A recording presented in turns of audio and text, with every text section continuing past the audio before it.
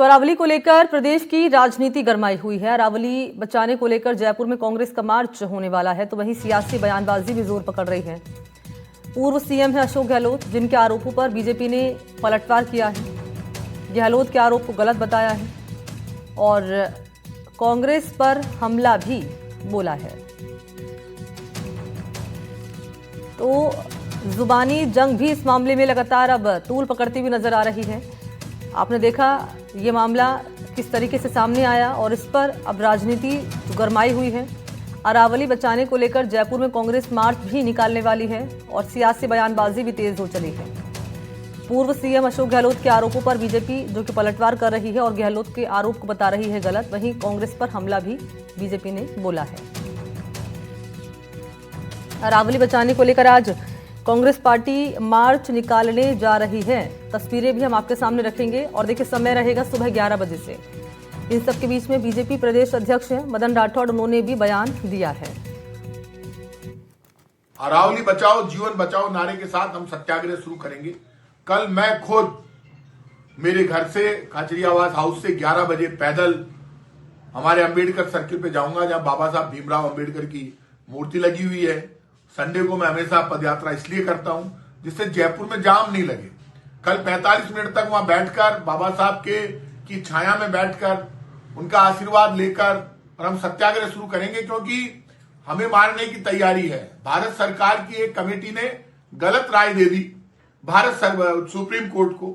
जो supreme court Delhi में ये कह रहा है कि जहर से मर जाएंगे लोग, पर्यावरण खत्म हो गया है, सांस नहीं ले सकते, मर जाएंगे, आप अरावली खत्म करने में लग गए। आपने ये कह दिया 100 मीटर से ऊपर जो पहाड़ियां हैं वो अरावली की पहाड़ियां मानी जाएगी।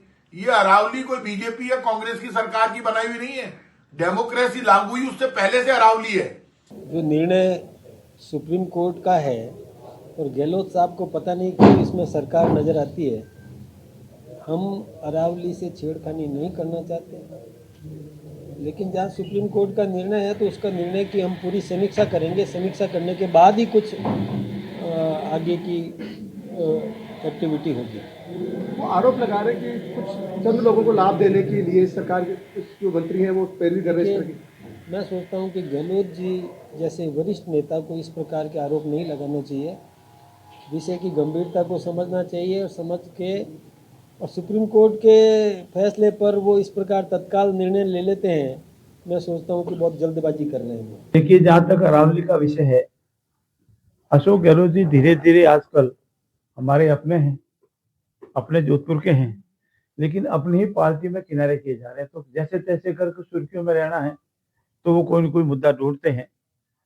ये विषय माननीय सर्वोच्च न्यायालय के संज्ञान में है और सरकार और विशेषकर हमारी सरकार, चाहे अरावली हो, हमारे राजस्थान का कोई हिस्सा हो, हमारा वन विभाग नहीं घटे, पर्यावरण को नुकसान नहीं हो, वन क्षेत्र बढ़े और माइनिंग नियमों के अनुसार हो, इस पे पूर्ण रूप से सतर्क है, सतर्क रहेगी। किसी अरावली को कोई नुकसान होने की संभावना नहीं है, न होने देंगे।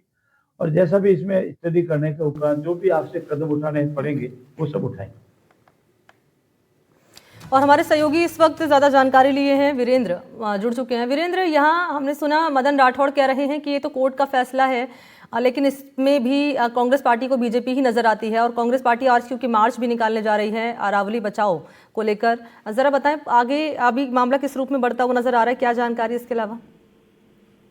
देखिए, अरावली को लेकर जिस तरीके से सुप्रीम कोर्ट ने आदेश दिया है कि 100 मीटर से जो ऊंची पहाड़ी रहेगी उसे ही अरावली की श्रेणी में रखा जाएगा, इसको लेकर जो है राजस्थान के कई जगह पे लगातार विरोध प्रदर्शन हो रहे हैं। और इसी कड़ी में आज जो है कांग्रेस के नेता प्रताप सिंह खाचरियावास है, वो खाचरियावास हाउस से निकलेंगे तकरीबन 11 बजे के करीब और जो अंबेडकर सर्किल है वहां तक मौन धारण करके 45 मिनट के करीब जो है अपना विरोध प्रदर्शन रखेंगे। इसके अलावा अन्य जिलों के अंदर भी लगातार इसी तरीके के जो धरने प्रदर्शन है इसको लेकर जो है किए जा रहे हैं और सबकी एक ही मुहिम में वो है अरावली को बचाना। क्योंकि आप देखिए कि जिस तरीके से राजस्थान के अंदर अरावली एक जो कह सकते हैं कि जो लगातार चाहे मौसम की बात कीजिए या बारिश की बात कीजिए, वो उसके अंदर सबसे